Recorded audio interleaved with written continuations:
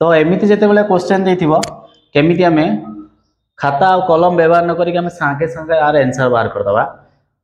तो देखो एठी कोन देइछ प्रथमे देखिबा देखिबार सब ऑड नंबर देइछ 1 3 5 7 9 11 13 15 सब ऑड नंबर। तो आमे कोन करिबा प्रथमे संख्या गुडी गणि दबा केतुटा संख्या अछि गोटे दुईटा तीनटा चारटा पांचटा छटा सातटा आठटा आठटा संख्या अछि।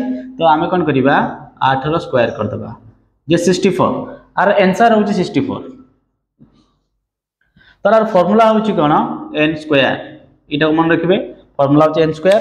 जदि हमको क्रमागत भाव में और नंबर रो सम मागिथिबो अजुग्म संख्या क्रमागत अजुग्म संख्या रो जदि हमको मिश्रण मागिथिबो बा जोगफल केते मागिथिबो तार फॉर्मूला होची n स्क्वायर। आमे कोन करिबा संख्या मान को गणि दबा तार वर्ग कर दबा। तो सेही अनुसार तो एही क्वेश्चन लो आंसर केते होबो कमेंट सेक्शन में निश्चित भाव में जणाइबो।